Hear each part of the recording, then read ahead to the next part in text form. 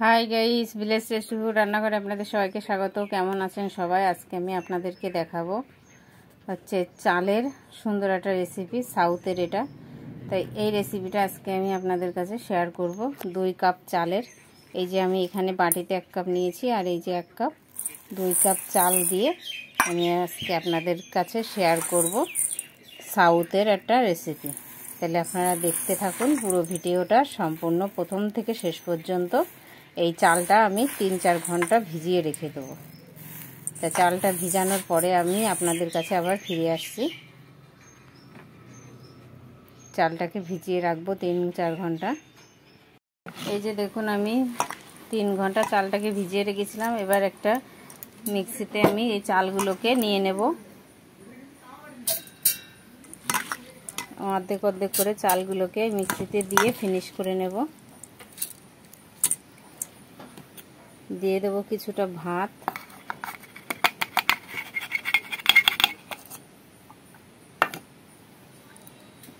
এর মধ্যে দিয়ে দেবো কিছুটা নারকেল কোড়া। এবার একসঙ্গে এইগুলো আমি একটু অল্প অল্প জল দিয়ে পেস্ট করে নেব। এই যে দেখুন, এটা পেস্ট করে নেওয়া হয়ে গেছে, এটা ঢেলে নিচ্ছি। এবার বাকিগুলোও করে নেব। এই যে বাকিগুলো দিয়ে দিয়েছি। এবার এর মধ্যে আমি কিছুটা ইস্ট দিয়ে দেব। এই যে ইস্টটা দিয়ে দিচ্ছি, এটা দিয়ে ঘুরিয়ে নেব। এবার এর মধ্যে আমি কিছুটা চিনি দিয়ে দেব। একসাথে চিনিটাও পেস্ট করে নেব। এই যে দেখুন, এটা পুরো পেস্ট করে নেওয়া হয়ে গেছে। এবার এটাকে আমি 2 ঘন্টার জন্য একটু ঢাকা দিয়ে রেখে দেব। এই যে দেখুন, আমি 2 ঘন্টা পরে চলে আসলাম। এই যে দেখুন কতটা ফুলে উঠেছে ইস্ট দেওয়ার কারণে। এই যে ঢাকনাটা আমি তুলে নিচ্ছি। এবার এটা একটু আমি হাতা দিয়ে একটু ভেতরের এই হাওয়াটা বের করে দেব।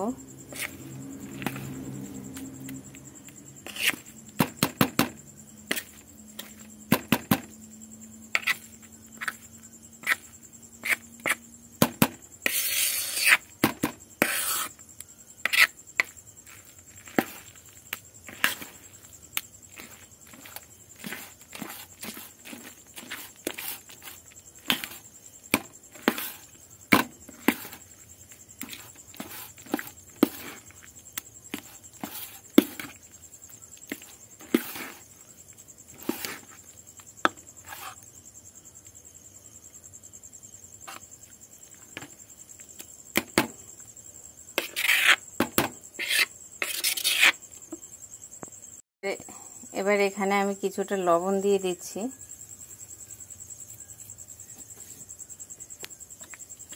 এবার লবণটা ভালো করে সব জায়গায় মিশিয়ে নেব। এই যে আমি লবণটা সব জায়গায় মিশিয়ে নিয়েছি। এবার আমি এখানে বাটি নিয়েছি।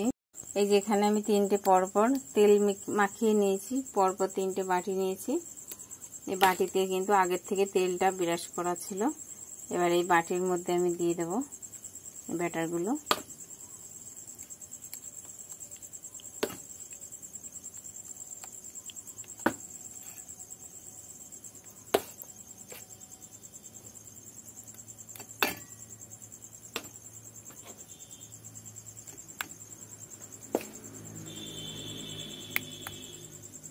বাটিগুলো সব ভরে নিয়েছি।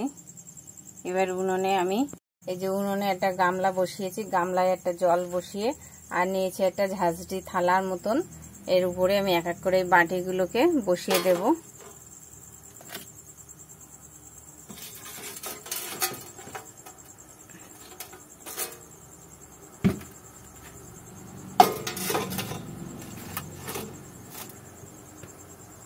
বাটিগুলো বসিয়ে দিয়েছি। এবার একটা থালা দিয়ে আমি এটা ঢেকে দেব। ঢেকে দিয়ে আস্তে আস্তে জাল করে নেব। এই যে দেখুন কত সুন্দর ফুলে উঠেছে। আমি একটা কাঠি দিয়ে দেখছি।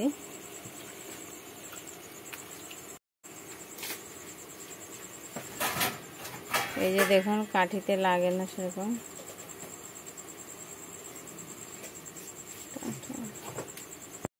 এবার বাকি দুটোও আমি এইভাবে বসিয়ে নেব একই রকম ভাবে।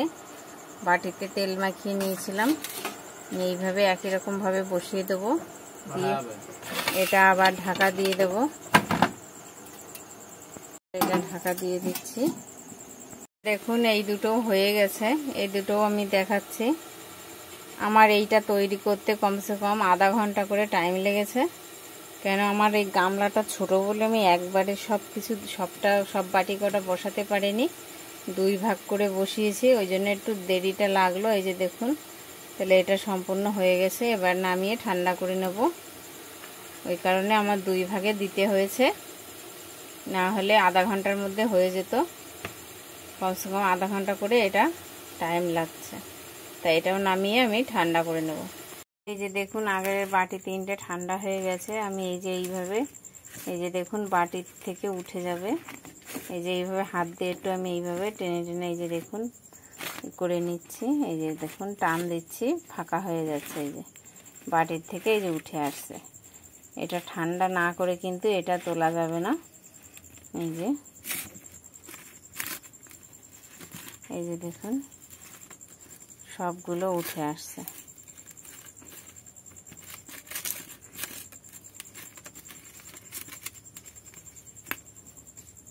প্লেট নিয়েছি, প্লেটের মধ্যে আমি বাটিটাকে ভুট করে দেব। দেখুন কত সুন্দর উঠে এসছে বাটির থেকে। তাহলে এই যে দেখুন কত সুন্দর বাটির থেকে, এই যে দেখুন পুরো উঠে এসছে, আর দেখতে পুরো একটা মনে হচ্ছে বাটি, কত সুন্দর লাগছে দেখতে। এটা কতটা নরম হয়েছে আমি একটা আপনাদেরকে ভেঙে দেখাবো। দেখুন আমি এটা ভেঙে দেখাচ্ছি। তাহলে এই যে একটা আমি আপনাদেরকে ভেঙেই দেখাচ্ছি, যে দেখুন কতটা হয়েছে এই সফট।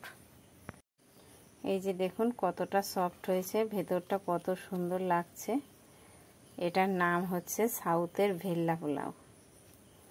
এই যে দেখুন কি সুন্দর যে হয়েছে, একেবারে পন্সের মতন, কি সুন্দর নরম তুলতুলে, খেতেও কিন্তু খুবই দারুণ লাগে। এটা আপনারা যে কোনো মাংস দিয়েও খেতে পারেন, কিংবা আলুর দম করে সাথে তাই দিয়েও আপনারা এটা খেতে পারেন। খেতে কিন্তু সত্যি দুর্দান্ত লাগে, একেবারে অসাধারণ। এই যে দেখুন, দেখতেই তো পাচ্ছেন কেমন হয়েছে, তাহলে কতটা সুন্দর হয়েছে, আর এত সুন্দর সফট আর নরম হয়েছে, আর সাদা দুধের মতন কিন্তু দেখতে হয়েছে। ক্যামেরায় কতটা সাদা দেখা যাচ্ছে সেটা আমি বলতে পারছি না, কিন্তু আমার এখানে পুরো পরিষ্কার সাদা। তাই এটা দেখতেও যতটা সুন্দর, খেতেও ততটাই সুন্দর। তা আমার এই সাউথের এই রেসিপিটা, এই ভেল্লা পোলাও রেসিপিটা কেমন হয়েছে, ভেল্লা পোলাও, তাহলে আপনারা আমাকে কমেন্টে অবশ্যই কিন্তু জানাবেন যে এই রেসিপিটা কেমন হলো। লাইক কমেন্ট করে অবশ্যই জানাবেন। আর কার কার এই রেসিপিটা ভালো লাগলো আমাকে অবশ্যই কিন্তু জানাতে ভুলবেন না।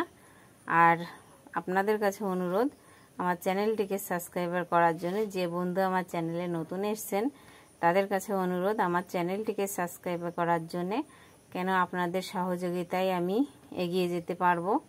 আপনাদের সহযোগিতা না পেলে আমি তো এগোতে পারবো না। তা আপনারা এইভাবে আমাকে সাপোর্ট করবেন, আমার পাশে থাকবেন। যারা আমার ভিডিওগুলো দেখছেন, যারা আমাকে সাবস্ক্রাইব করেছেন, যারা আমার পাশে আছেন, তাদেরকে অসংখ্য অসংখ্য ধন্যবাদ। এইভাবে আমার ভিডিওগুলো দেখে আমার পাশে থাকার জন্য এইভাবে আমাকে আপনারা সাপোর্ট করে যাবেন। তাহলে আজকে এইখানে এই পর্যন্তই, এরপরে দেখা হচ্ছে অন্য কোনো রেসিপির সাথে।